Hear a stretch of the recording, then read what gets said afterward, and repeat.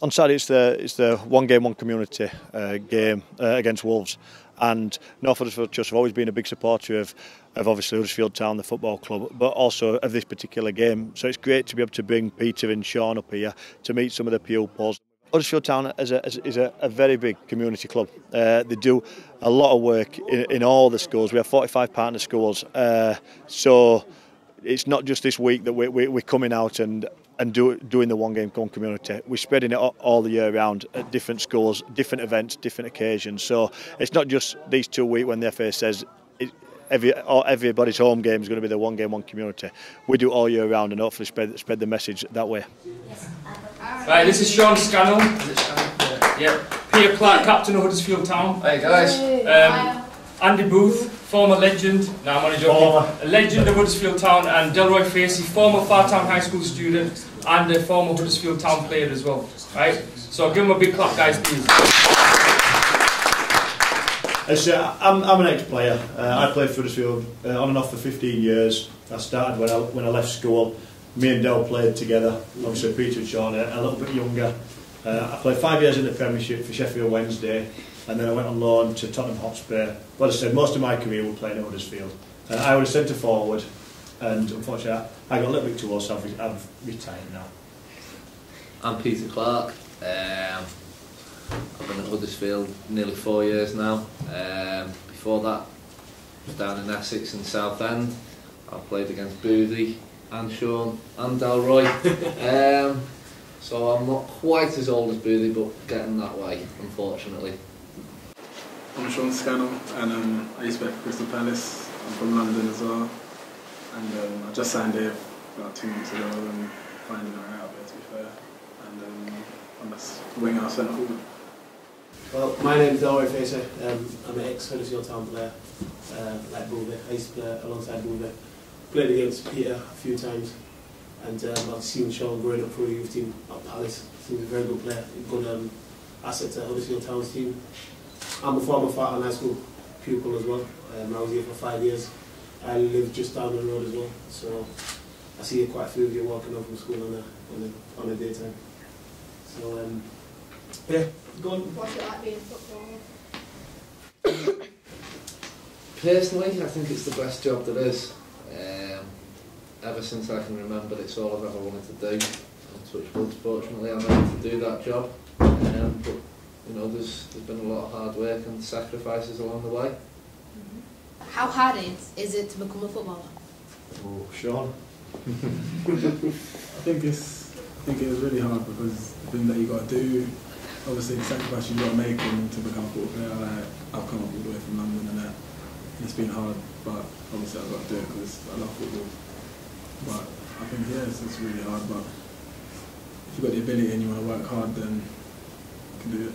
But it's like when I was younger, like going out with my friends at certain times and things like that, and doing what I want to do, doing what every youngster wants to do, and just be out playing when I had to be at home because I train the next day and things like that. And I had to sacrifice all that sort of stuff there. You've got to be dedicated. Yeah, it's great. And I'll probably if I ask you who wants to be a footballer, I'm sure some of you would like to be a footballer when you grow up, don't you? Yeah. Well, that's it. It is fantastic. As Peter said, it's a fantastic job, the best job in the world. You work 3 or 4 hours a day, but you've got to be dedicated. Who do you think's the best player that's ever played for Huddersfield Town? Good question. Should me and Del answer that? Obviously, Sean's only been here a couple of months. The best player, Dennis Law, Ray Wilson, who was in the World Cup winning. In the World Cup final winning team in 1966, he was a left back. He played for Huddersfield Town.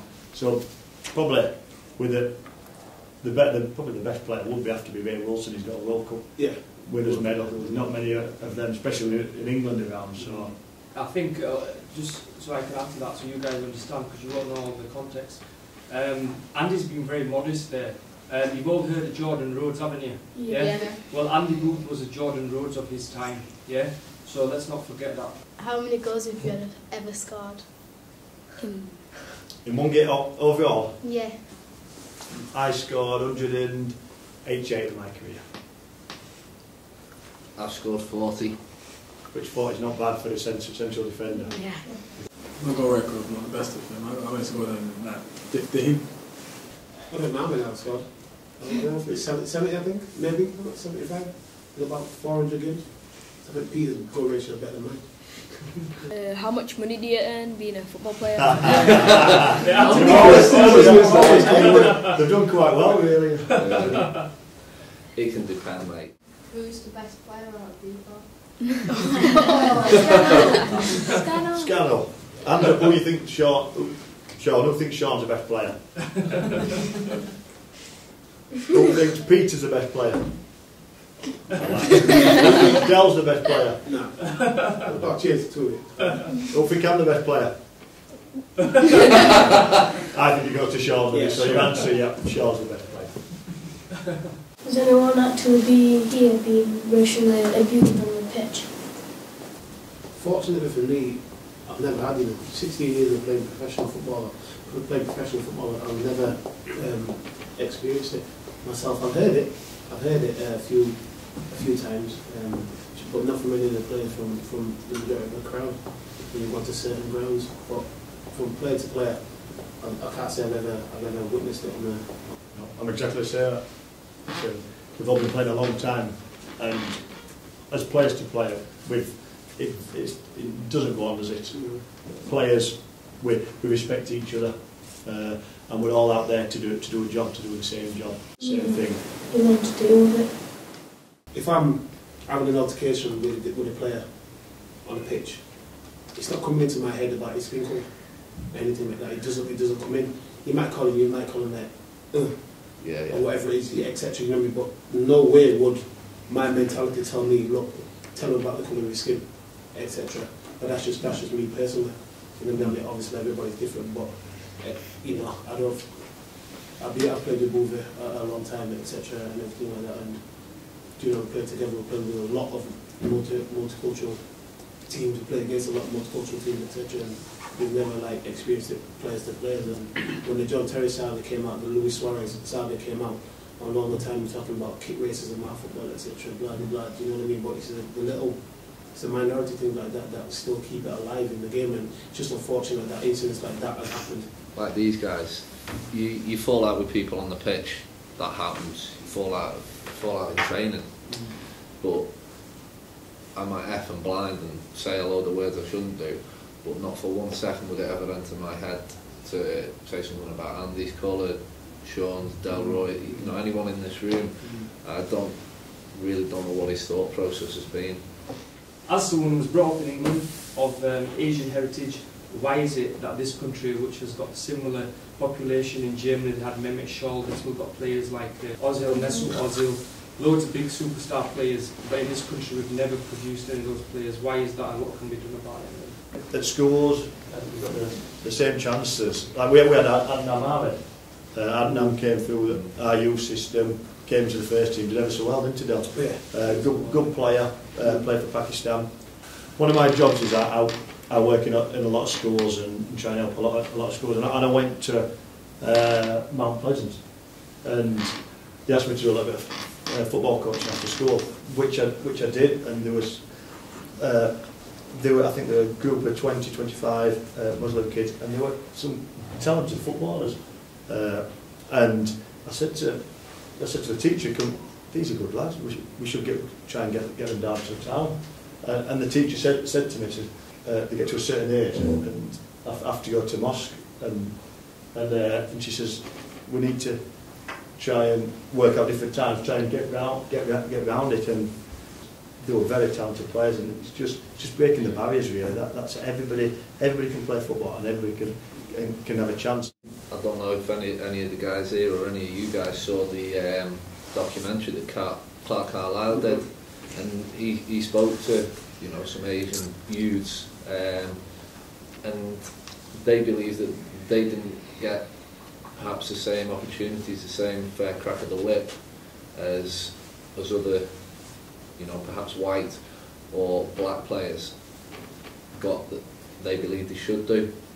Delroy, you came to what was formerly Fartown High School. What were the challenges faced with that? How did you get around them, and how did you end up with massive challenges, to be fair. I mean, when I was growing up, I was fortunate enough just to be living on Woodhouse Hill just out there, and we used to train on Leeds Road. So it was only a matter of just running through the school here and just down the back there and onto the training ground. Fortunately for me, I was lucky enough to be one of the best footballers in the school. Got invited down to Huddersfield Town to go down the trial with them through the school.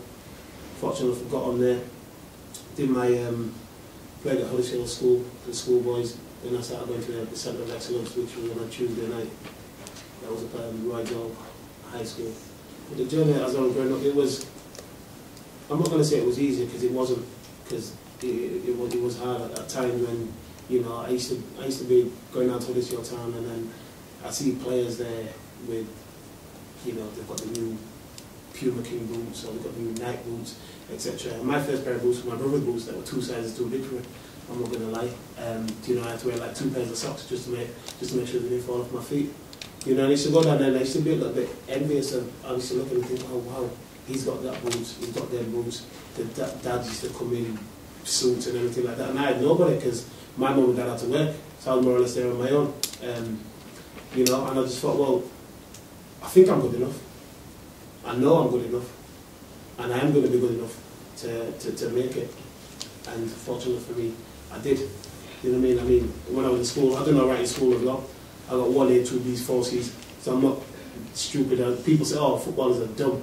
You know what I mean? It's not usually the case. So I've got a decent enough education in myself, and all you boys and girls that are involved now, as you're going through the school, you know, take it in your stride, be what you want to be in anything you do, as long as you give it 100% in whatever you do, whether it's sports, whether it's in English, science, whatever it is, just make sure you give it your best, and that's all you can do. And if you do that, and it's not good enough, you can't turn around and say, well, I didn't try my best.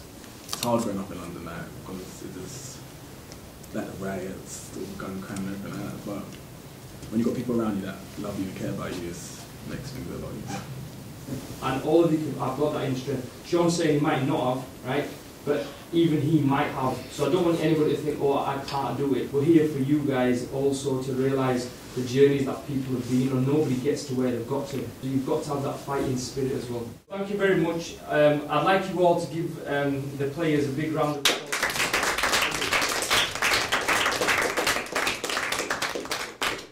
And also one for yourselves as well. Thank you.